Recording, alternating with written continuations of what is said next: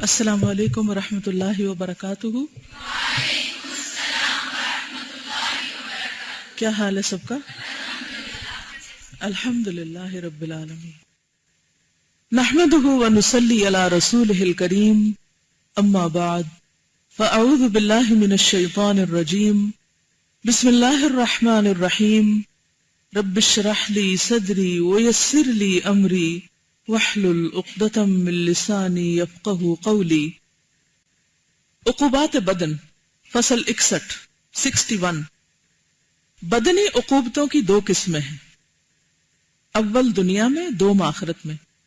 یعنی جسم کو دو طرح سزا ملتی ہے، دنیا میں بھی اور آخرت میں بھی۔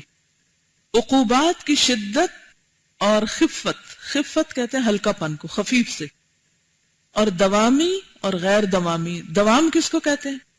ہمیشگی کو، اور غیر دوامی ٹیمپریری۔ غیر دوامی حیثیت، یعنی کوئی سزا سخت ہے یا ہلکی ہے، ہمیشہ کے لیے ہے یا عارضی ہے۔ معاصی کی شدت اور خفت، یعنی شدید ہونا اور کم ہونا، اور گناہوں کے مفاسد کے لحاظ سے ہے، یعنی سزا زیادہ ہوگی یا کم ہوگی، ہمیشہ کے لیے ہوگی یا تھوڑے عرصے کے لیے۔ اس کا دار و مدار اور انحصار کس بات پر ہے؟ گناہوں پر۔ اگر گناہ زیادہ ہے تو سزا زیادہ، کم ہے تو کم۔ کچھ گناہ ایسے ہیں کہ جن کی وجہ سے انسان ہمیشہ جہنم میں رہے گا، جیسے شرک، کفر۔ کچھ ایسے گناہ ہیں کہ جو سزا پا کر انسان جہنم سے باہر نکل آئے گا۔ صحیح بخاری میں آپ نے وہ حدیث پڑھی ہوگی کہ ایسے لوگ جب جہنم سے نکالے جائیں گے اور جنت میں بھیجے جائیں گے تو ان کی پیشانیوں پر جلنے کے نشانات ہوں گے، اور ان کو کیا کہا جائے گا؟ جہنمیون۔ تو بات یہ ہے کہ سزا کا انحصار کس پر ہے؟ گناہوں پر۔ دنیا میں بھی آپ دیکھیے کہ جب کوئی مجرم پکڑا جاتا ہے تو ہر مجرم پر ایک ہی دفعہ لاگو ہوتی، ہر ایک پر مختلف۔ کسی کو عمر بھر قید ہوتی اور کسی کو عارضی طور پر۔ کچھ لوگوں کو صرف جرمانہ لے کر چھوڑ دیا جاتا ہے۔ تو یہی حال آخرت کا بھی ہے۔ لیکن تمام کے اصل شر نفس اور اعمال سیئہ ہیں۔ یعنی عقوبات کی اصل کیا ہے، بنیاد کیا ہے، وجہ کیا ہے؟ کیا ہے وجہ؟ شر نفس اور اعمال سیئہ۔ نفس اندر ہے انسان کے، اور اعمال اس کے جو باہر ظاہر ہوتے ہیں عمومی طور پر۔ اور یہی دو چیزیں ہیں جن میں حضرت صلی اللہ علیہ وسلم نے اپنے خطبے میں ہمیشہ پناہ مانگی ہے۔ وہ خطبہ کیا ہے؟ وَنَعُوذُ بِاللَّهِ مِن شُرُورِ أَنفُسِنَا وَمِن سَيِّئَاتِ أَعْمَالِنَا۔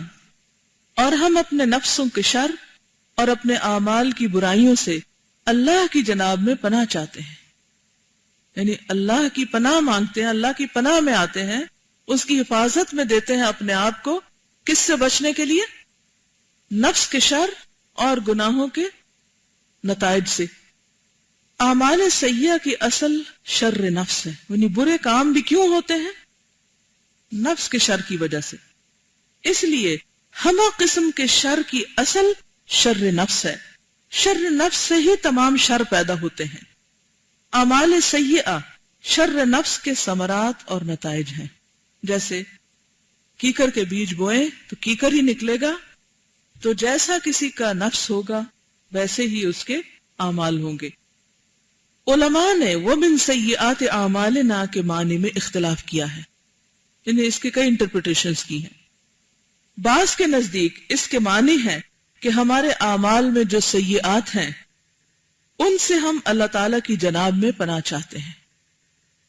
یعنی جو جو کام ہم غلط کرتے ہیں، اللہ سے دعا کرتے ہیں کہ وہ ہمیں ان سے محفوظ رکھے، ان سے بچا لے۔ اس معنی کے لحاظ سے نوع کی اضافت اپنی جنس کی طرف ہے۔ نوع کیا ہے؟ اعمال، اور من تبعیض کے لیے ہے، یعنی ہمارے اعمال میں سے جو سیئات ہیں۔ ٹھیک ہے؟ تبعیض کا معنی کیا ہوتا ہے؟ تبعیض کا لفظ بعض سے نکلا ہے۔ انسان جو کچھ کرتا سارا تو نہیں برا ہوتا، برے سے برے انسان سے بھی کچھ تو اچھے کام ہو ہی جاتے ہیں نا، ایسے ہی ہوتا ہے نا۔ اور اچھے سے اچھے انسان سے بھی کچھ نہ کچھ برائیاں ہو جاتی ہیں۔ تو من کا لفظ یہاں کس کے لیے ہے؟ بعض کے لیے، کہ ہمارے اعمال میں سے بعض جو برے عمل ہیں ان سے ہم اللہ تعالیٰ کی پناہ چاہتے ہیں، یعنی ان سے بچنے کے لیے اللہ کی مدد چاہتے ہیں۔ بعض علماء کہتے ہیں کہ اس کا معنی یہ ہے کہ سیئات کی عقوبات یعنی سزائیں، برائیوں کی جو سزا ہے جو ہمارے حق میں مضرت رساں ہیں یعنی نقصان دہ ہیں، ان سے ہم اللہ تعالیٰ کی پناہ چاہتے ہیں، یعنی اس کے نتیجے سے ہم بچنے کے لیے اللہ کی مدد چاہتے ہیں، دوسرے معنوں میں جیسے معافی چاہتے ہیں۔ اس معنی کے اعتبار سے عبارت یہ ہوگی وَمِنْ عُقُوبَاتِ أَعْمَالِنَا الَّتِي تَسُوءُنَا، کیا معنی؟ ان عقوبات سے اپنے اعمال کی جو ہمیں تکلیف دیتی ہیں، ہم اپنے اعمال کی عقوبات سے جو ہمارے حق میں مضر ہیں، نقصان دہ ہیں، اللہ تعالیٰ کی پناہ چاہتے ہیں۔ کیا سمجھ میں آیا؟ کس چیز کے لیے اللہ کی پناہ چاہتے ہیں، مدد چاہتے ہیں؟ اپنے اعمال میں سے برے اعمال کی جو سزا یا عقوبت یا نتیجہ ہے اس سے بچنے کے لیے۔ اس قول کی روح سے استعاذہ کس کو کہتے ہیں؟ تعوذ کس کو کہتے ہیں؟ جس کو بعض لوگ تعوذ پڑھ رہے ہوتے ہیں، تعوذ، تسمیہ اور تعوذ پڑھا ہوگا، تو استعاذہ بھی اسی سے ہے، اللہ کی پناہ طلب کرنا۔ ہمہ قسم، ہمہ کس کو کہتے ہیں؟ تمام، جی، ہمہ قسم کے شر اور برائیوں سے ہوگا، یعنی پناہ کس سے لی جا رہی ہے؟ ہر قسم کے شر سے اور برائیوں سے۔ اور کس کی لی جا رہی ہے؟ اللہ تعالیٰ کی، کیونکہ شر نفس اعمال سیئہ کو مستلزم ہے۔ کیا معنی؟ شر نفس سے کیا ہوتا ہے؟ برے اعمال لازم ہوتے ہیں۔ جب تک نفس میں شر ہے، جب تک کیا ہوگا؟ عمل میں اس کا اثر ہوگا۔ اور یہ بالکل سادہ سی بات ہے سمجھنے کو، اگر کسی کی نیت نیک ہو تو اس کا عمل بھی نیک ہوگا۔ بعض اوقات ہم غلط کام کر کے کیا کہتے ہیں؟ میری نیت خراب نہیں تھی، میری نیت بہت اچھی تھی۔ ہم جب اپنے والد سے کہتے تھے کہ ہماری نیت اچھی تھی تو وہ کہتے تھے نیت عمل سے ظاہر ہوتی ہے، یعنی جو آپ کی نیت تھی نا، اچھی تھی یا بری تھی، وہ آپ کے عمل میں آ گئی۔ جو آپ کا عمل ہے وہی آپ کی نیت ہے، کیونکہ نیت کی حیثیت کیا؟ جیسے گٹلی کی، تو جیسی گٹلی ہے، جیسا بیج ہے، نوا کا لفظ آپ نے قرآن میں پڑھا ہے نا، فالق الحب والنوا، نوا کس کو کہتے ہیں؟ گٹلی کو۔ اور نیت کے لیے بھی نون واو یا ہی روٹ ہے، مادہ ایک ہی ہے۔ تو جیسی گٹلی ہوگی ویسے ہی درخت نکلے گا، کچھ اور نکلے گا؟ ویسے ہی نکلے گا۔ تو اس لیے وہ کہتے ہیں کہ اگر اندر خرابی ہے تو پھر باہر خیر نہیں ہو سکتی، کیونکہ شر نفس اعمال سیئہ کو مستلزم ہے، یعنی لازم ہے، لازم و ملزوم ہے یہ دونوں۔ اور اعمال سیئہ یعنی برے اعمال عقوبات سیئہ کو مستلزم ہے۔ تو تین چیزیں ہو گئی، نمبر 1 نفس، نمبر 2 عمل، نمبر 3 جزائے عمل۔ لکھ لیجیے اپنے پاس، نفس جنم دیتا ہے عمل کو، اور عمل جنم دیتی ہے کس کو؟ جزا کو۔ اگر آپ نے اندر کو سدھار لیا تو عمل خود بخود اچھے ہو جائیں گے، جب عمل اچھے ہوں گے تو نتیجہ خود بخود اچھا ہو جائے گا۔ اور حقیقت یہی ہے کہ جس چیز کا ہم ارادہ کر لیتے ہیں، جس چیز کا ہم اپنے دل میں پکا عہد کر لیتے ہیں کہ یہ کام کر کے چھوڑنا ہے، چاہے اچھا ہو یا برا، چاہے زبان سے ہم اس کا اظہار کریں یا نہ کریں، تو پھر ہو جاتا ہے نا، وہ کہیں نہ کہیں کر ہی لیتے ہیں۔ لہذا اصلاح کا آغاز کہاں سے ہونا چاہیے؟ نفس سے، اندر سے ہونا چاہیے۔ لیکن ہم عام طور پر اصلاح کا آغاز کہاں سے کرتے ہیں؟ باہر سے، ویسے حجاب اوڑھ لیتے ہیں لیکن نہیں پتہ کیوں اوڑھا ہے، اندر وہی خرابی، لیکن اوپر سے لبادہ اوڑھ لیا۔ تو بعض اوقات کیا ہوتا ہے کہ جب تک اندر کی اصلاح نہیں ہوتی پھر ہمارا باہر کا لبادہ بھی بدنام ہونے لگتا ہے۔ لوگ یہ نہیں کہتے کہ فلاں کا نفس خبیث ہے، وہ کیا کہتے ہیں؟ اس کا حجاب جو وہ ٹھیک نہیں، حجاب کو برا بھلا کہنے لگتے ہیں۔ جیسے لوگ اسلام کو برا بھلا کیوں کہتے ہیں؟ مسلمانوں کی وجہ سے۔ تو اسی طرح اعمال ظاہری چیز کا نام ہے، لیکن اس کی اصلاح کا دار و مدار انسان کے نفس پر ہے کہ اس کا حال کیا ہے۔ پس حضرت صلی اللہ علیہ وسلم نے پہلے شر نفوس سے جو اعمال قبیحہ کے یعنی برے اعمال کے مقتضیات میں سے ہے، یعنی اس کا تقاضا ہے، یعنی برا عمل کا تقاضا کہاں سے اٹھتا ہے؟ دل سے، متنبہ فرماتے ہوئے اس کے ذکر پر اکتفا فرمایا، کیونکہ شر نفسی اصل اور جڑ ہے۔ اس کے بعد آپ نے شر کی غایت اور اس کے منتہا کا ذکر فرمایا، یعنی دو اینڈز کا ذکر کر دیا، ابتدا اور انتہا کا، کہ ابتدا میں کیا ہے؟ نیت ہے، اور انتہا میں کیا ہے؟ عمل ہے، کہ سیئات اعمال اعمال کے عقوبات اور آلام ہے۔ حضرت صلی اللہ علیہ وسلم کا یہ استعاذہ شر کی اصل اور اس کی فرع، مبدا اور منتہا، ابتدا اور انتہا، غایت اور مقتضیات تمام پر مشتمل ہے۔ بات ایک ہی ہے، مختلف طرح سے کی گئی ہے، یعنی جیسی نیت ویسا پھل، سمپل از دیٹ۔ اہل ایمان کے لیے ملائکہ کی یہ دعا، وقہم السیئات ومن تق السیئات یومئذ فقد رحمتہ، سورۃ المؤمن، انہیں ہر طرح کی خرابیوں سے محفوظ رکھ۔ یہ کون کہہ رہا ہے؟ فرشتے۔ کس کے لیے کہہ رہے ہیں؟ مومنوں کے لیے۔ کس سے کہہ رہے ہیں؟ اللہ تعالیٰ سے دعا مانگ رہے ہیں کہ اللہ مومنوں کو محفوظ رکھ، کس سے؟ سیئات سے۔ اور جسے تو اس دن خرابیوں سے محفوظ رکھے گا، کب؟ قیامت کے دن، یعنی خرابیوں یا برائیوں کے انجام یا نتیجے یا عقوبت سے، تو اس پر تو نے بڑا فضل کیا۔ سیئات اعمال اور اعمال سیئہ سے جو عقوبات اور آلام پہنچتے ہیں، یعنی تکلیفیں آتی ہیں، ان سے تحفظ پر مشتمل ہے، یعنی یہ دعا جو ہے ان برائیوں اور برائیوں کے انجام دونوں سے بچاتی ہے۔ بہت خوبصورت دعا ہے۔ اگرچہ فرشتے مانگتے ہیں اہل ایمان کے لیے، لیکن آپ بھی کیا کر سکتے ہیں؟ مانگ سکتے ہیں۔ کن کے لیے؟ دوسروں کے لیے۔ وقہم کا کیا مطلب ہے؟ ان سب کو، جو بھی آپ کے جتنے بھی اہل ایمان ہیں، سب کی طرف اشارہ کیا کرے، اپنے آپ کو کبھی بھول بھی جایا کرے۔ اور جو کسی کے لیے دعا کرتا ہے تو اس کے لیے کیا بشارت ہے؟ جی ہاں، وہ فرشتے آپ کے لیے آمین کہہ رہے ہوتے ہیں، تو خود بخود ہی ہو گئی۔ آپ سے بڑھ کر اچھوں نے آپ کے لیے دعا کر دی، زیادہ اچھا نا؟ ہم کسی کے لیے کریں اور کوئی ہمارے لیے کرے، اور وہ کوئی کون ہو؟ فرشتہ ہو۔ اللہ تعالیٰ بندوں کو اعمال سیئہ سے محفوظ رکھے گا تو ان اعمال سیئہ کی سزا سے بھی ضرور محفوظ رکھے گا، یعنی جس کو توفیق ہو گئی برائی سے بچنے کی، اس کو اللہ کی طرف سے خوشخبری مل گئی، کس بات کی؟ کہ وہ کل قیامت کے دن برائیوں کے انجام سے بھی محفوظ رہے گا۔ تو اس لیے کس بات کی توفیق مانگنی چاہیے اللہ سے؟ کہ اللہ تو ہمیں نفس کے شر سے بچا، جیسے یہ نبی صلی اللہ علیہ وسلم کا خطبہ ہے، وَنَعُوذُ بِاللَّهِ مِن شُرُورِ أَنفُسِنَا وَمِن سَيِّئَاتِ أَعْمَالِنَا، اعمال دنیا میں برے نہ کریں اور کل اعمال کی سزا بری نہ دیکھیں۔ ٹھیک ہے؟ نیز واضح ہے، وَمَن تَقِ السَّيِّئَاتِ يَوْمَئِذٍ فَقَدْ رَحِمْتَهُ، سورۃ المؤمن، اور جسے تو خرابیوں سے اس دن محفوظ رکھے گا، اس پر تیرا فضل اور کرم ہوگا۔ یعنی یہ بہت بڑی اللہ کی نعمت ہے، فضل اور انعام ہے کہ انسان برائیوں سے محفوظ رہے، یعنی برائیوں کے نتیجے سے۔ کیا دنیا میں جس شخص کو برائیوں سے بچنے کی توفیق ہو جائے، اس پر اللہ کا فضل نہیں؟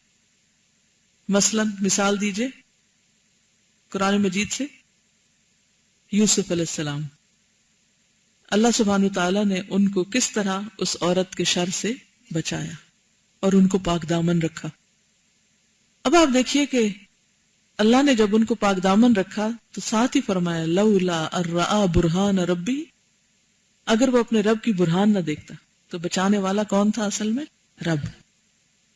ہمارا نفس جو ہے، کیونکہ بعد میں انہوں نے کہا یا کسی اور نے کہا کہ وما ابرئ نفسی ان النفس لامارۃ بالسوء، جب انسان کے سامنے کسی برائی کا موقع آتا ہے تو اس کے نفس میں ٹمپٹیشن ہوتی ہے کہ میں کر لوں، پھر فوراً اللہ کی مدد آتی ہے کہ نہیں کرنا، پھر انسان کبھی ڈاواں ڈول ہوتا ہے، کر لوں نہ کروں۔ مثلا کسی کی کمزوری مال ہے اگر، تو ہو سکتا ہے کہ اس کو مال دیکھ کر کیا خیال ہے، اچھا چھوٹا سا اس میں اپنے لیے رکھ لوں، تو فوراً اللہ تعالیٰ کی توفیق سے وہ کیا کہے گا کہ نہیں نہیں نہیں، یہ میرے لیے آگ کا انگارہ ہے. کسی کی کمزوری کوئی لڑکی یا لڑکا ہو سکتا ہے، جو ہی اس کو ٹیمپٹیشن ہوگی تو وہ کیا کہے گا کہ نہیں نہیں، مجھے تو اللہ سے ڈر لگتا ہے، مجھے تو یہ کام نہیں کرنا جو حرام ہے یا غلط ہے. تو وہ اس سے بچ جائے گا، کیونکہ انسان کمزور پیدا کیا گیا اور اس کے ساتھ اس کا نفس لگا ہوا ہے. اور ہر انسان کی کچھ ویکنیسز ہوتی ہیں. کسی کی کوئی ویکنیس ہے، کسی کی کوئی ویکنیس ہے. کسی کے اندر سستی ہے، کسی کے اندر لاپرواہی ہے، کسی کے اندر حرام حلال کی پرواہ نہیں، تمیز نہیں، کیا کھا رہے ہیں کیا نہیں کھا رہے. کسی کے اوپر کوئی خواہش غالب ہے، کسی پہ کوئی خواہش غالب ہے. کوئی بھوک برداشت نہیں کر سکتا، کوئی غصہ برداشت نہیں کر سکتا، وہ اس کے لیے آؤٹ آف کنٹرول ہو رہا ہے. کسی کے لیے کوئی مشکل کھڑی ہے نا، ہر ایک کے ساتھ کوئی نہ کوئی. ان سب مصیبتوں پر، ان سب عقوبات، ان بلاؤں پر قابو کیسے پائیں گے؟ اس کمزور نفس کے ساتھ، اللہ کی توفیق کے ساتھ. اللہ کی توفیق ہوگی تو آپ بچ جائیں گے. وَمَن تَقِ السَّيِّئَاتِ فَقَدْ رَحِمْتَهُ. جو برائیوں سے بچے وہ کبھی نہ کہے میں نیک اور میں بڑا پاک دامن اور میں نے ایسا کیا اور ویسا کیا. نہیں، یہ اللہ نے توفیق دی مجھے اور اللہ کی توفیق سے میں بچا. بعض لوگوں کے سامنے رشوت کے انبار کھلے ہوتے ہیں لیکن وہ نہیں لیتے. ہر طرف سے پریشرز ہوتے ہیں، گھر سے بھی ہوتے ہیں، باہر سے بھی ہوتے ہیں. کون بچاتا ہے؟ اللہ بچاتا ہے. اور ہر دور میں ایسے لوگ موجود ہوتے ہیں کہ جو معاشرے کے دباؤ، نفس کے شر، اندرونی اور بیرونی دباؤ کے باوجود بھی بچ جاتے ہیں. کس سے؟ اللہ کی رحمت اور اللہ کے فضل کی وجہ سے. وَمَن تَقِ السَّيِّئَاتِ فَقَدْ رَحِمْتَهُ. یہ دعا عقوبات اعمال سے جو قیامت کے دن پیش آنے والی ہیں تحفظ کے لیے وارد ہے، یعنی ان مصیبتوں سے بچاؤ کے لیے آئی ہے. بارگاہ الہی میں ملائکہ اور فرشتوں نے اہل ایمان کے لیے جو یہ دعا کی کہ اہل ایمان کو عذاب جہنم، عذاب دوزخ سے بچا، تو اس کے معنی یہی ہیں کہ سیئات کی عقوبت اور سزا سے انہیں بچایا جائے. یہ معنی صاف صاف دلالت کر رہے ہیں کہ ملائکہ اہل ایمان کو جس عقوبت سے بچانے کی دعا کر رہے ہیں وہ اعمال سیئہ کے لوازم ہیں کہ برے کام کا نتیجہ آنا ہی آنا ہے. ملائکہ کی دعا، رسول اللہ صلی اللہ علیہ وسلم کا استعاذہ اور دعا ایک ہی معنی رکھتے ہیں.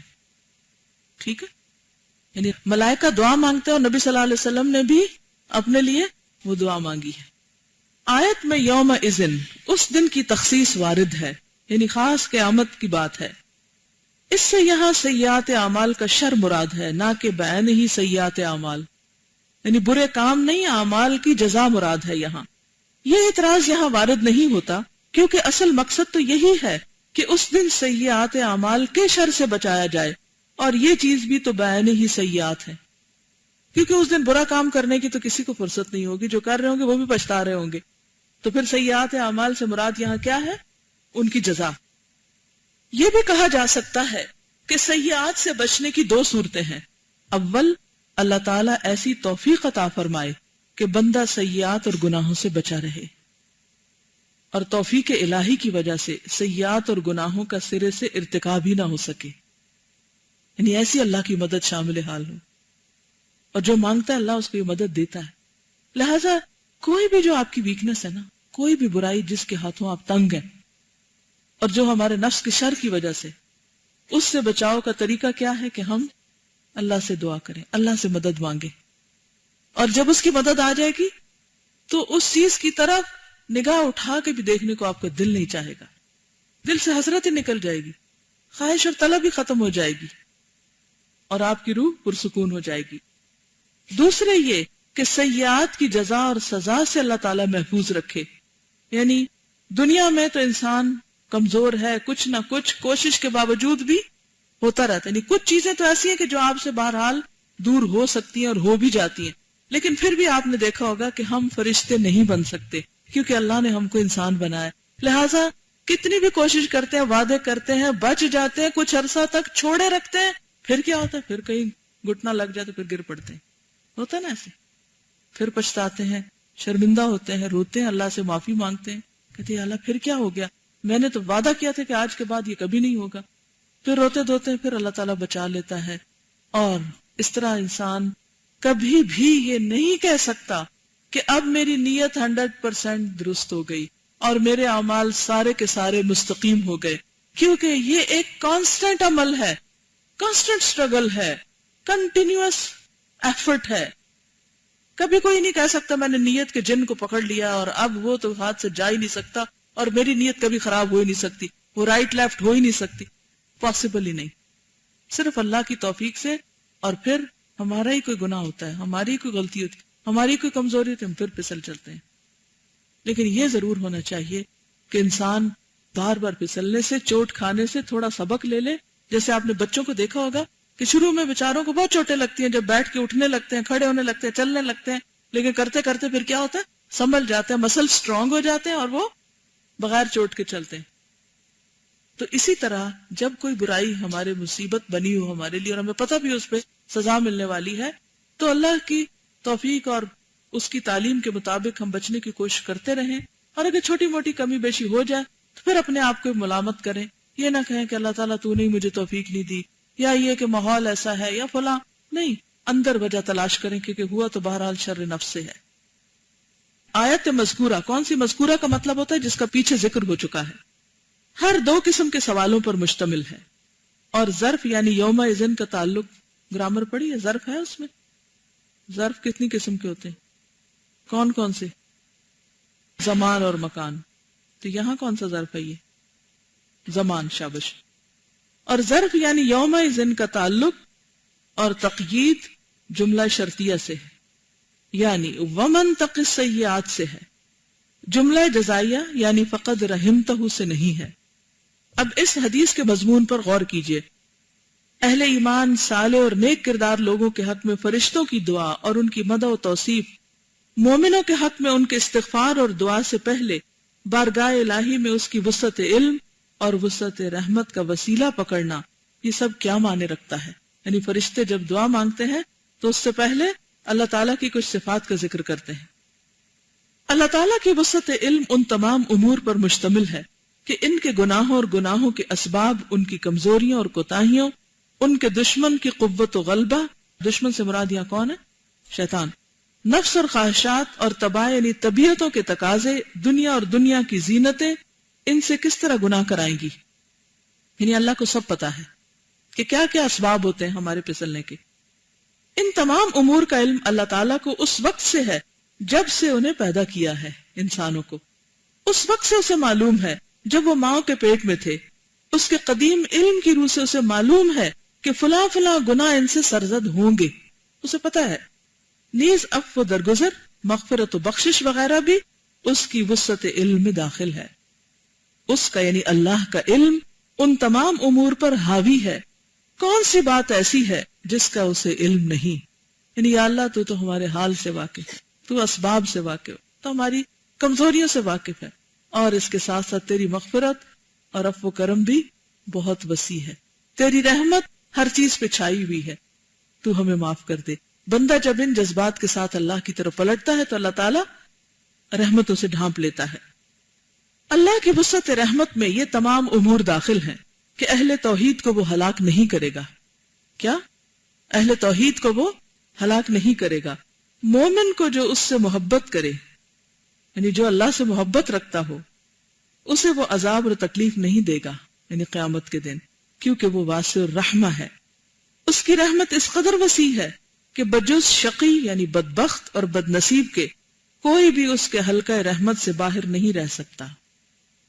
اور اس سے بڑھ کر کوئی شقی اور بدبخت نہیں ہو سکتا کہ اس کی اس وسیع ترین رحمت سے محروم رہے جو ساری کائنات پر محیط ہے.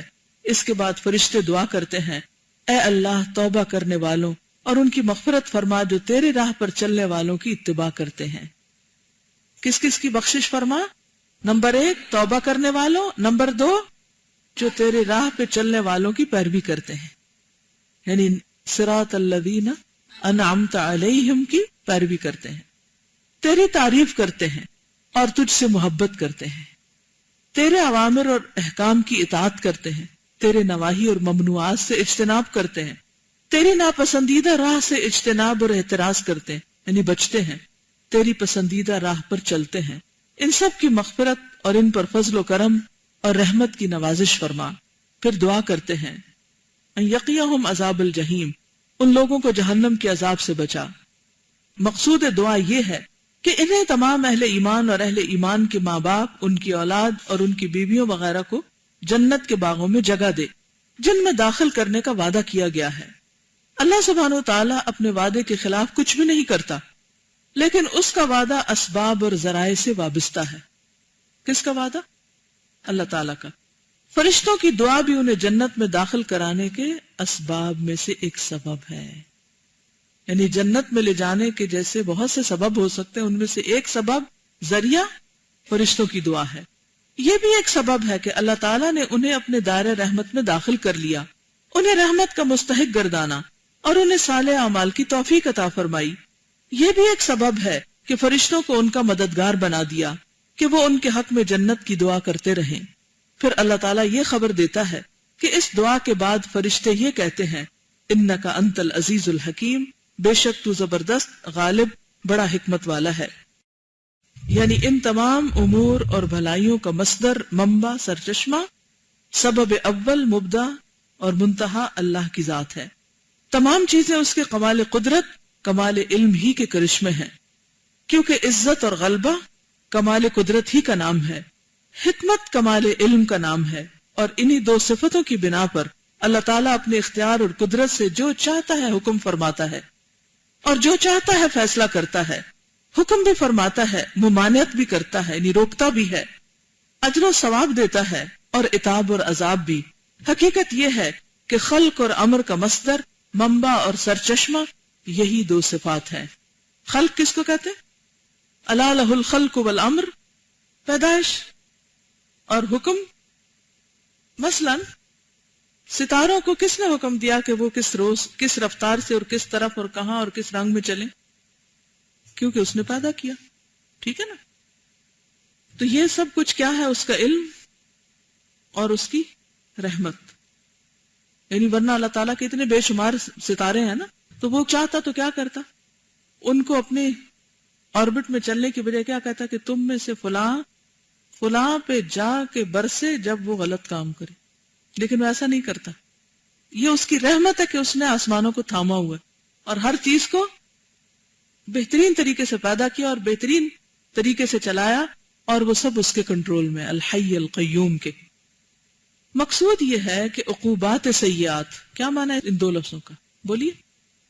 گناہوں کی، شابش، کیونکہ دونوں ذرا مشکل لفظ ہیں، ایسا نہ ہو کہ آپ ٹریک سے ہٹ جائیں۔ پھر عقوبات سیئات یعنی معاصی اور گناہوں کی سزائیں دو قسم کی ہیں۔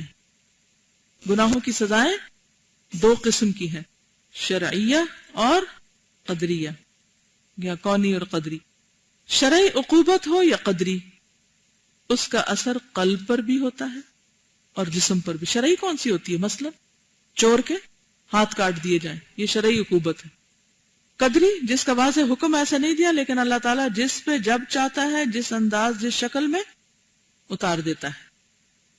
یہ عقوبتیں اور سزائیں مرنے کے بعد برزخ میں ہوگی، یعنی چھپی ہوئی ہیں، قدری، اور آخرت میں جب کہ اجسام کو دوبارہ اپنی اصلی حالت پر زندہ کیا جائے گا۔ بنا بری معاصی اور گناہ کسی حالت میں عقوبت اور سزا سے خالی نہیں۔ یہ جملہ انڈر لائن کر لیں، یہ یاد رکھنے کی بات ہے۔ اور جب کوئی گناہ کرنے کو دل چاہے تو فوراً کس کو یاد کر لیں؟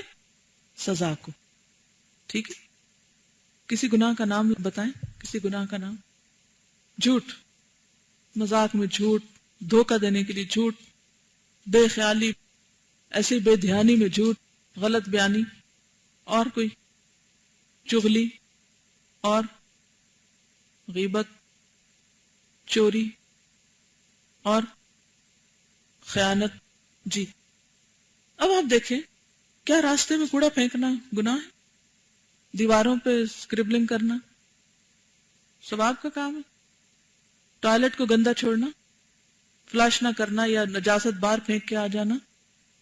آپ کو پتہ ہے کہ رستوں میں نجاست ڈالنے والوں پر کیسی لعنت کی گئی ہے؟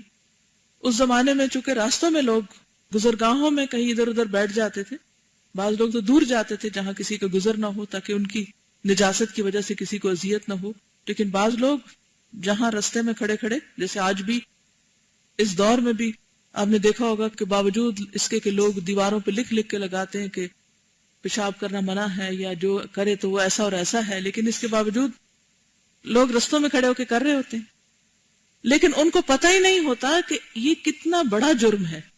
یہ کسی انسان کی ضد میں نہیں آ کے کہ آپ کر رہے ہیں تو کوئی بات نہیں، اس پہ لعنت کی گئی ہے ایسے شخص پہ کہ جو راستے میں نجاست پھیلائے، لوگوں کی گزرگاہوں میں، خاص طور پر سایہ دار درختوں کے نیچے اور ایسی جگہوں پر. اب آپ بتائیے ان لوگوں کے بارے میں کہ جو ٹوائلٹ جائیں اور وہ اتنی زحمت نہ کریں کہ فلش چلا کے باہر آئیں، اتنی زحمت نہ کریں کہ اگر پانی گرایا تو اس کو ذرا صاف کر لیں، اور وہ دوسروں کے لیے گندگی پھیلا کے باہر آ جائیں. ان چیزوں کو ہم گناہ بھی نہیں سمجھتے، حالانکہ طہارت کیا ہے؟ نصف ایمان ہے. اب آپ دیکھیں کہ جب آپ کوئی غلط کام کریں اور آپ کا ضمیر آپ کو بتائے کہ یہ غلط ہے، تو ساتھ ہی کیا سوچ لیں؟ اس پہ سزا ہے. ہو سکتا دنیا میں کوئی نہ پکڑے، کوئی سزا نہ دے، کوئی نہ پوچھے، کوئی آپ کا حساب نہ لے، لیکن معاصی اور گناہ کسی حال میں عقوبت اور سزا سے خالی نہیں. ساتھ ہی یہ پیکج آدھا نہیں ملتا، پورا پیکج آتا ہے. آپ کریں تو صحیح، ساتھ ہی وہ آپ کے سب پلے پڑ جائیں گے. آپ ادھر ہلے، آپ نے نگاہ اٹھائی غلط حرام چیز کی طرف، اور ساتھ ہی آپ کے نام اعمال میں سٹیمپ لگ گئی، وہ حرکت میں آ گیا فرشتہ. لیکن افسوس کہ بندے اپنی جہالت کی وجہ سے کچھ اس طرح غفلت میں پڑے ہیں کہ انہیں عقوبتوں کا شعور اور احساس تک نہیں. انہیں پتہ ہی نہیں کہ پیشاب کے چھینٹوں سے نہ بچنے والے کا انجام کیا ہے. اب دیکھیے کہ جو ایک تو ہوتے ہیں نا کہ جو ٹوائلٹس ایسے ہوتے ہیں کہ جن میں چھینٹے باہر نہیں آتے، اور وہ جو ایشین ٹوائلٹس ہوتے ہیں نیچے بیٹھ کے جو استعمال ہوتے ہیں عام طور پر، اس میں بعضوں کا دیکھا گیا کہ لوگ بالکل پرواہ نہیں کرتے، پاؤں پہ چھینٹے پڑ رہے ہیں، اس سے باہر آ رہے ہیں، فرش پہ پڑے ہوئے ہیں، ہر چیز گندی، چھوڑیں گے اور نکل آئیں گے. کیوں ایسا کرتے؟ جہالت یا پھر بے حسی، کیونکہ ان کا شعور اور احساس ہی نہیں. نبی صلی اللہ علیہ وسلم 2 قبروں کے پاس سے گزرے تھے تو آپ نے کیا فرمایا تھا کہ ان قبروں والوں کو عذاب ہو رہا ہے، اور وہ کوئی بہت بڑی بات نہیں تھی جس پر ان کی پکڑ ہوئی ہے. ان میں سے ایک تو پیشاب کے چھینٹوں سے نہیں بچتا تھا، اور دوسرا چغل خور تھا. اور یہ جہالت کتنی عام ہے، یا تو پتہ نہیں، یا اگر پتہ بھی ہے تو لوگ اس کو لائٹلی لیتے ہیں، اس کا احساس ہی نہیں کرتے. کیونکہ دنیا کی زندگی اور زندگی کی گوناگو مشغولیتوں میں کچھ ایسے بدمست ہیں، ایسے نشے میں ہیں کہ ان کی عقل و فکر مخدر اور بے حس ہو چکی ہے. مخدر کہتے ہیں جو نشے میں ہو، مخدرات. آپ نے دیکھا ہوگا ایئرپورٹ پہ لکھا ہوتا ہے کہ سعودی فلائٹس کے ساتھ کہ مخدرات، یا وہ اس میں اعلان بھی کر رہے ہوتے ہیں کہ اگر کوئی نشہ آور چیز لے کے گیا تو اس کی سزا موت ہے. مخدرات کہتے ہیں نشہ آور چیزوں کو. یعنی یوں لگتا ہے کہ لوگوں نے جہالت کا نشہ کیا ہوا ہے، پرواہ ہی نہیں، بے حسی، احساس ہی نہیں، اسی لیے تو عمل نہیں بدلتا. اور اگر اس وقت ان کے سر پہ ڈنڈا پڑے تو کوئی کرے گا؟ پھر نہیں. لیکن وہ کہتے ہیں یہاں اکیلے بیٹھے، کس نے دیکھا کیا کر رہے ہیں ہم. اس وقت یہی جملہ یاد رکھنا چاہیے کہ کوئی بھی گناہ سزا سے خالی نہیں. اگر یہ وہ مشکل عبارت نہ بھی کرے تو کوئی بھی گناہ سزا سے خالی نہیں. اگر یہ آج کی پوری مجلس سے ایک جملہ بھی آپ لے کے اٹھے نا کہ کوئی بھی گناہ سزا سے خالی نہیں، اور ہر گناہ سے پہلے سوچیں کہ کیا میں اس کی سزا برداشت کرنے کی اہلیت رکھتی ہوں. اور اگر ایسا ہوتا ہے کہ علم کے باوجود لوگ کیے چلے جا رہے ہیں تو اس کی کیا وجہ ہے؟ بے حسی، یا جہالت، یا علم ہے تو بے حسی. بندے کچھ ایسے غافل سو رہے ہیں کہ انہیں اپنے آلام اور مصائب تک کا احساس نہیں.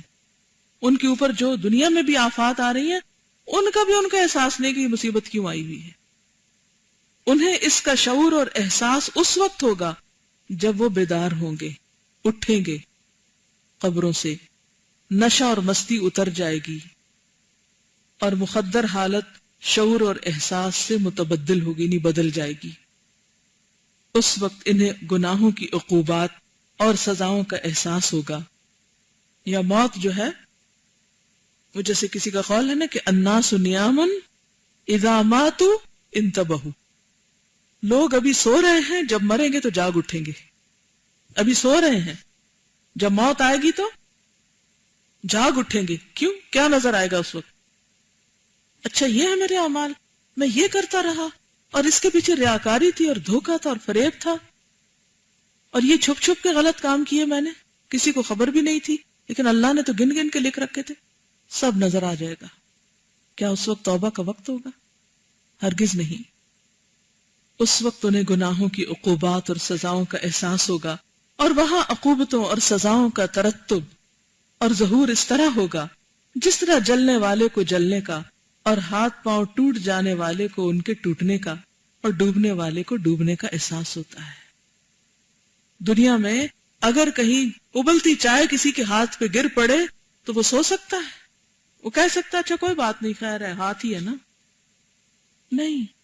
اسی طرح اگر کسی کا پاؤں ٹوٹ جائے تو کہے گا میں ابھی بھی دوڑوں گا، مجھے کوئی فرق نہیں پڑتا، ٹوٹا بھائی کیا، دوڑ سکتا. درد اس کو سانس نہیں لینے دے گا، سانس رک جائے گا. اسی طرح جو ڈوب رہا ہو وہ کہہ کے لگا سکتا ہے ہاں دیکھو مجھے، میں ڈوب رہا ہوں؟ نہیں. لیکن کیا کہنا ان لوگوں کی عقل مندی کا کہ جو حرام کام کرتے ہوئے بھی خوش ہیں اور مطمئن ہیں اور ہنستے ہیں. تو قبر میں جا کر یہ سب تکلیفیں گھیر لیں گی انسان کو، لیکن انسان اس وقت بے بس ہوگا. اسی طرح اسے یقین ہوگا جس طرح زہر کھا جانے والے کو اپنی ہلاکت کا اور مریض کو اپنے مرض کے اسباب کا یقین ہو جاتا ہے. کیونکہ بعض اوقات ایسا ہوتا ہے نا کہ آپ کو کسی خاص چیز سے الرجی ہوتی ہے، تو انسان اگر بھول کے وہ چیز کھا لے یا وہ چیز سونگھ لے اور اس کو اٹیک ہو جائے تو ہو سکتا ہے آس پاس والوں کو کچھ پتا نہ ہو کہ اسے کیا ہوا. بعض لوگوں کو پینٹ سے الرجی ہوتی ہے، کبھی کسی کو شرمپ سے ہوتی، کسی کو کسی چیز سے ہوتی. اگر آپ نے کبھی دیکھا ہو کہ کوئی بھول کے پتہ نہ چلے کہ کیا کھا رہا ہے انسان اور اس میں وہ انگریڈینٹ بھی ہو تو فوراً لوگوں کے اوپر ایک شدید قسم کا اٹیک ہوتا ہے. بعض مرنے کے قریب ہو جاتے ہیں اگر ان کو طبی مدد نہ ملے. مریض کو تو پتا چل گیا کہ مرض کا سبب کیا ہوا. جب آپ کو کولڈ ہو جاتی ہے، کھانسی ہوتی، تو کوئی پوچھتا ہے کیا ہوا تو آپ کہتے ہیں وہ اصل میں نے کھٹی چیز کھا لی تھی، یا میں ٹھنڈ میں باہر نکل گیا تھا. سر درد ہے، وہ اصل میں آج میری نیند نہیں پوری. سب کو پتا ہوتا ہے نا کہ یہ چھوٹے چھوٹے مرض جن کے پیچھے وجہ کیا ہے. لیکن کیا ہمیں اپنے قلبی امراض کا بھی ایسے ہی پتا ہے؟ میں حسد کر رہا ہوں کیوں کر رہا ہوں، جھوٹ بول رہا ہوں کیوں بول رہا ہوں؟ دنیا میں نہیں پتا چلتا، لیکن کل قیامت کے دن جب سزا سامنے آئے گی تو انسان خود ہی مان لے گا ہاں یہ تو میرا قصور تھا. آج لوگ غلطی کر کے بھی کہتے ہیں یہ میری غلطی نہیں ہے، یہ فلاں کا قصور ہے. اپنے اوپر کچھ بھی نہیں آنے دیتے آنچ. ٹھیک ہے دنیا میں آپ اپنی چرب زبانی کی وجہ سے اپنے آپ کو بچا سکتے ہیں، لیکن کل کون بچائے گا؟ بعض اوقات معاصی اور گناہوں کی مضرتوں کا یعنی نقصانوں کا ظہور فوراً گناہوں کے ساتھ ہی ہو جاتا ہے. جیسے انسٹنٹ الرجی اٹیک ہوتا ہے نا، ایسے ہی بعض گناہوں کا تو اسی وقت نتیجہ نکلتا ہے، خصوصاً جب انسان کسی پہ ظلم کرتا ہے. ظلم ایسی چیز ہے بندوں پر جس کا نتیجہ بہت جلد سامنے آ جاتا ہے. آپ ماریں کسی کو تو آپ دیکھیں گے آپ کو بھی کہیں نہ کہیں چوٹ لگے گی. ناروا ناحق اپنے بچے کو پیٹیں ذرا، کہیں نہ کہیں آپ کو بھی پڑے گی کچھ. کسی کو آپ بلیم کریں تو کیا ہوگا؟ کیا ہوتا ہے؟ ناحق آپ کریں کسی کو بلیم، کہیں نہ کہیں کسی نہ کسی جگہ آپ پر آ جاتی ہے وہ بات، منہ کی کہیں بھی اپنے پہ آ جاتی ہے. تو بعض اوقات تو فوراً پکڑ ہو جاتی ہے اور انسان سمجھتا اوہ میں نے یہ غلط کام کیا نا تو اس لیے میرے ساتھ یہ ہوا ہے. اور یہ بھی اللہ کا ایک احسان ہوتا ہے، انسان فوراً توبہ کر کے گناہ دھو لیتا ہے، کبھی ایک طویل مدت کے بعد اور کبھی تھوڑی ہی مدت کے بعد. فوری، تھوڑی مدت بعد، لمبی مدت بعد. امراض جسم جس طرح اپنے اسباب اور اسباب کی قوت اور ضعف کے لحاظ سے متقدم اور متاخر، قوی اور کمزور ہوا کرتے ہیں، اسی طرح قلبی امراض بھی. آپ نے دیکھا ہوگا کہ بعض اوقات آپ ایک غلط قسم کی فوڈ کھا رہے ہوتے ہیں فوری طور پہ آپ کو کچھ بھی نہیں ہوتا. مثلا بعض اوقات بچے چاکلیٹس کھائے چلے جاتے ہیں، کچھ نہیں ہوتا، لیکن ایک دن رات کو چیخیں مارتے ہوئے اٹھتے ہیں، کیا؟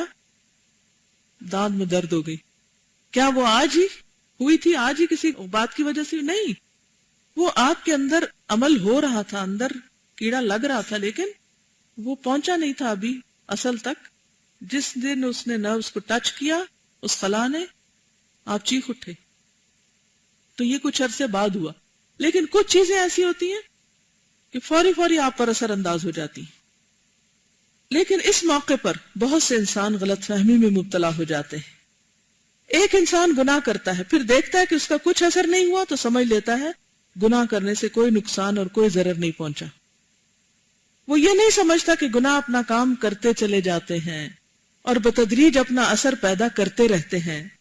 ٹھیک ٹھیک اسی طرح اپنا کام جاری رکھتے ہیں جس طرح زہر اور مضرت رساں چیزیں اپنا کام جاری رکھتی ہیں. کہتے ہیں نا سلو پوائزننگ، سنا ہے کبھی؟ کیا معنی ہوتا ہے سلو پوائزننگ کا؟ آہستہ آہستہ آہستہ، حتیٰ کہ جب وہ ایک حد تک باڈی اب اس کو لے نہیں سکتی تو پھر ہلاکت ہو جاتی ہے. انسان اگر زہر اور مضرت رساں اشیاء کا تدارک کا کیا معنی ہے؟ اس کا ازالہ. اور بدرقہ اصطلاح طب میں ایسی دوا کو کہتے ہیں جو کسی دوسری دوا کی معاون ہو. مناسب ادویہ یعنی دوائیوں سے، استفراغ قے کر کے، تنقیہ آنتوں کو صاف کر کے، اور مفید پرہیز سے کر لیتا ہے تو صحت کی امید ہوتی ہے، وگرنہ وہ ہلاک ہو کر ہی رہتا ہے. یہاں علاج کے مختلف طریقے بتائے گئے ہیں کہ انسان جب اپنے جسم پر زیادتی کر چکتا ہے، مثلا آپ کے جسم میں کوئی خاص چیز آپ نے بہت زیادہ کھائی اور وہ آپ کے اندر کٹھی ہو گئی، اب اس کے علاج کے لیے بعض اوقات کیا ہوتا ہے کہ آپ کو کیا کیا جاتا ہے، کوئی مناسب دوائی دے دی جاتی ہے. کوئی دوا آپ پہلے سے لے رہے ہیں وہ اتنا اثر نہیں کر رہی، اس کے ساتھ ایک بدرقہ یعنی اس کی معاون میڈیسن دے دیتے ہیں. جو ہی معاون میڈیسن دیتے ہیں تو کیا ہوتا ہے، دوا ایک دم شوٹ کر کے اثر کرتی، فوراً یہ مریض کے تیر کی طرح جا کے نشانے پہ لگتی، وہ ٹھیک ہو جاتا ہے. تو بعض ہماری بیماریاں، گناہ، غلطیاں ایسے ہوتے ہیں کہ ہمیں یوں ہی پتہ چلتا ہے تو ہم اس پر کوئی ایسی نیکی کر لیتے ہیں کہ وہ نیکی جو ہے اس برائی کو دور کرنے کا سبب بن جاتی. مثلا آپ نے کسی کا حق مارا، آپ صدقہ کرتے ہیں، آپ اس کے ساتھ احسان کرتے ہیں، آپ دوسروں کے ساتھ کرتے ہیں، تو صدقے میں بڑی تاثیر ہے، بہت تیزی کے ساتھ انسان کی مدد ہوتی ہے اس کی وجہ سے. یعنی ایسی عجیب تاثیر ہے اس کی کہ جو اور بہت ساری نیکیوں میں بعض اوقات نہیں ہوتی. اسی طرح بعض اوقات وہ چیز تو نہیں ہے آپ کے پاس، یعنی مال ہی نہیں، اس طرح صدقہ نہیں کر سکتے، تو آپ نے کوئی اور طریقہ اختیار کیا. وہ دیگر طریقے کیا ہیں؟ مناسب ادویہ، کچھ اور آپ اپنی اصلاح کے لیے علم حاصل کرتے ہیں، کوئی اب مشورے لیتے ہیں، کوئی طریقے کرتے ہیں. استفراغ، بعض اوقات جب تک اندر گئی ہوئی چیز باہر نہ آ جائے آپ کو صحت نہیں ہو سکتی. دو طریقے ہیں باہر آنے کے، یا تو الٹی کے ذریعے یا دوسرے موشنز کے ذریعے. اسی لیے آپ نے دیکھا ہوگا کہ قدرت کا ایک نظام حرکت میں آ جاتا ہے. کیسے؟ کہ جب آپ کوئی غلط چیز کھا بیٹھتے ہیں نا تو آپ کو دونوں طریقے سے الٹیاں بھی شروع ہوتی ہیں، موشن بھی. آپ کیا کہتے ہیں؟ فوڈ پوائزننگ ہو گئی، نام ہم نے اس کا یہ رکھا. حالانکہ وہ فطرت کا ایک نظام کام کر رہا ہے. کس طرح کہ وہ جو زہر آپ کے اندر پوائزننگ چلی گئی ہے، کیا کریں آپ اس کو؟ اللہ نے اپنا ایک نظام رکھا، اس کے مطابق وہ نکلنا شروع ہو جاتی. جب وہ سارا زہر باہر آ جاتا ہے تو آپ کو بھی چین آ جاتا ہے. اب کیا بدرقہ یا مناسب معاون علاج یا مناسب دوا کیا دیتے ہیں کہ جس کے ذریعے وہ جسم اس زہر کو باہر نکالے اور آپ کی اصلاح ہو جائے. اسی طرح آپ نے دیکھا ہوگا کہ بعض لوگوں کی انٹسٹائن کے ساتھ ایسے مادے چپک جاتے ہیں، رانگ فوڈز، جس سے میدے کا استعمال بہت زیادہ ہو گیا. تو نبی صلی اللہ علیہ وسلم نے زندگی بھر کبھی کوئی چیز میدے کی نہیں کھائی نہیں. اور ہمارے اٹھتے بیٹھتے صبح دوپہر شام بیکری کیا ہے؟ سنیکس. اور دن کا آغاز ہم بیکری سے کر رہے ہیں، دن کو بھوک لگے تو بیکری، شام کو سوتے وقت بیکری. ہماری غذا کا ایک بڑا حصہ کیا ہے؟ میدا ہے.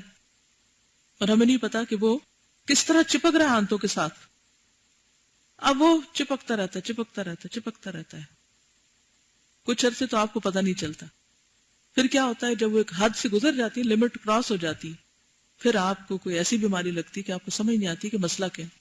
آپ کے سر درد مسئلہ شروع ہو گئی، آپ کہتے ہیں میگرین ہے مجھے. آپ ایک دوا کھاتے ہیں میگرین کی، دوسری کھاتے ہیں، ہم کہتے ہیں کسی کے پاس علاج ہے ہی نہیں، اور ساتھ میدا کھاتے رہتے ہیں، وہ آنتوں کے اندر وہی خرابی جاری ہے، لیکن آپ وقتی اور ظاہری تھوڑا سا علاج کر رہے ہیں، اندر تک نہیں اصلاح اتری۔ لیکن اگر آپ کسی حاذق، ماہر، حکیم، طبیب کے پاس جائیں گے جو پورے آپ کے اصل کو، روٹس کو جا کے دیکھے گا کہ خرابی کہاں ہے، اور جیسے حدیث میں آتا ہے کہ ساری بیماریوں کی جڑ کیا ہے، بدترین برتن ہمارا معدہ ہے۔ نظام میں خرابی آتی ہے تو باقی بیماریاں اس سے جنم لیتی ہیں، اور وہ کیوں آتی ہیں؟ ہماری غلط اوقات فوڈ کا، یا غلط فوڈ ہم کھاتے ہیں، تو اس کا پھر ازالہ دوائیوں سے ہوتا ہے، یا یہ جو استفراغ اور تنکیہ ہے کہ یا تو پھر وامٹنگ کے ذریعے یا پھر انسان کی آنتوں کی کلینزنگ کے ذریعے۔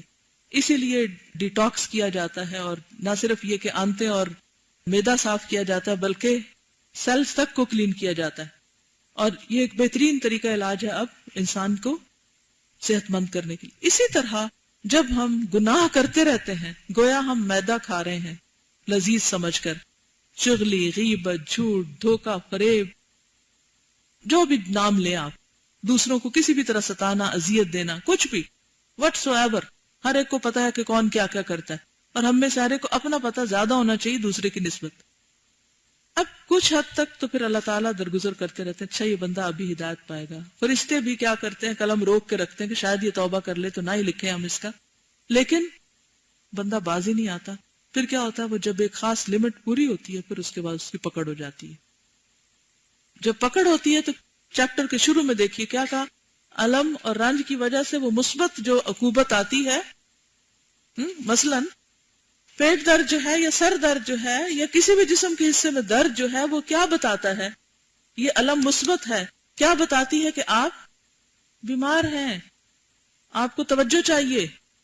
اگر یہ درد نہ ہو، درد بھی اللہ کی نعمتوں میں سے ایک نعمت ہے، یہ درد ہوتی ہے تو آپ کو پتہ چلتا ہے کہ آپ کے اندر کچھ گڑبڑ ہو گئی ہے، لیکن ہم درد کو لوکلی ٹریٹ کر رہے ہوتے ہیں، بس ادھر ہی پٹی لگا دی یا کچھ کر لیا، حالانکہ اس کی کاز، روٹس کہیں دور، جیسے درختوں کی روٹس کہیں اور ہوتی ہیں، تو جو بندہ روٹس تک نہیں جاتا وہ اصل میں اصلاح نہیں کر سکتا۔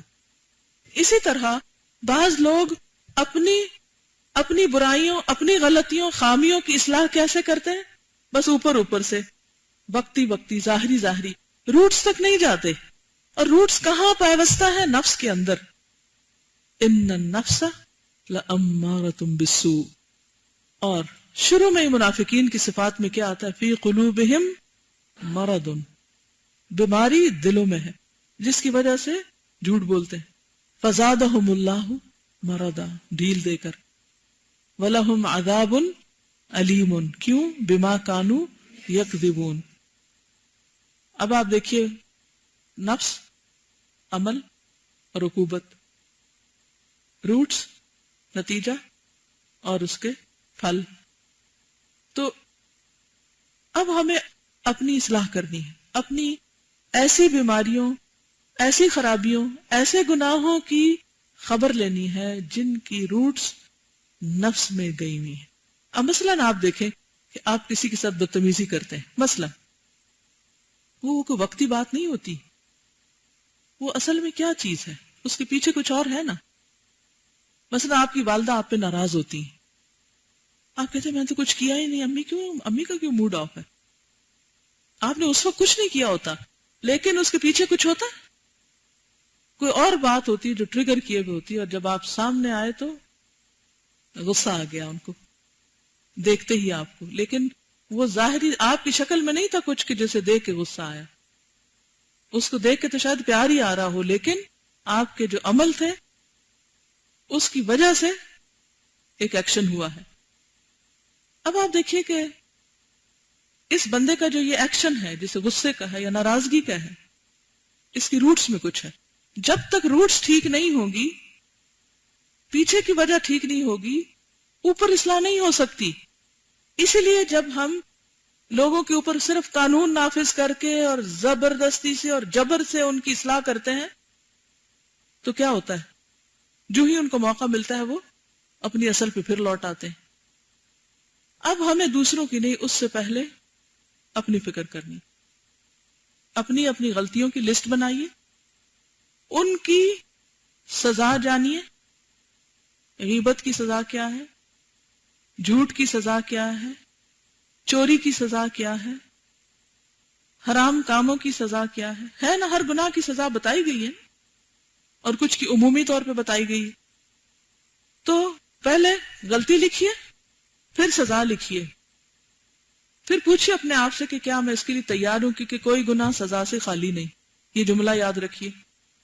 اور پھر اس کے بعد اس کی کاز، ریزن معلوم کیجیے۔ مثلا تکبر جو ہے وہ کئی خرابیوں کی، کئی بد اخلاقیوں کی، کئی باتوں کی وجہ ہو سکتا ہے۔ غضب کی وجہ کیا ہوتی ہے؟ شیطان کیوں غضبناک ہوا تھا؟ حسد تھا پیچھے۔ حسد کی کیا وجہ تھی؟ تکبر تھا۔ ہاں؟ اسی طرح ہم غیبت کیوں کرتے ہیں، کسی کی برائی کیوں کرتے ہیں؟ اس کی وجہ دیکھیے، مثلا کسی ہو سکتا ہے کسی سے چڑ ہو، ہم کو نفرت ہو، یا اس سے کوئی ویر ہو، کوئی چیز ہو سکتی ہے، کوئی عداوت ہو سکتی، وہ کیوں ہے؟ اس کے پیچھے جائیے، اس کے پیچھے جائیے، ان روٹ کاز کو دیکھیے اور روٹ کنال کیجیے، تاکہ آپ کچھ زندگی میں فوڈ انجوائے کر سکیں، ورنہ ایک کے بعد ایک دانت نکل گیا تو مشکل پڑے گی۔ تو یہ لکھتے ہیں کہ جب انسان زہر کیا گناہ، مضرت رساں اشیاء، بری عادتیں، بری اخلاق کا تدارک، ازالہ، اور بدرکا یعنی سپورٹنگ میڈیسن، مناسب ادویہ رائٹ میڈیسن، استفراغ وامٹنگ، تنقیہ کلینزنگ، سٹمک کلینزنگ کہہ لیں سے، اور مفید پرہیز کر لیتا کہ آئندہ کے لیے وہ چیزیں اور نہیں ڈالنی، تو صحت کی امید ہوتی ہے، وگرنہ وہ ہلاک ہو کر ہی رہتا ہے۔ یہ صورت یعنی تدارک اور بدرکا کی شکل بھی اسی وقت ممکن ہے جب انسان سے کوئی ایک گناہ سرزد ہو جائے اور وہ فوراً اس کا تدارک کر لے۔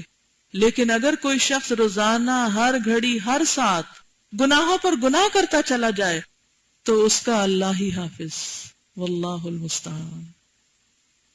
تو کرنے کے کام یاد رہیں گے؟ ٹھیک ہے۔ سبحانک اللہم و بحمدک، نشہد ان لا الہ الا انت، نستغفرک و نتوب الیک۔ السلام علیکم ورحمۃ اللہ وبرکاتہ۔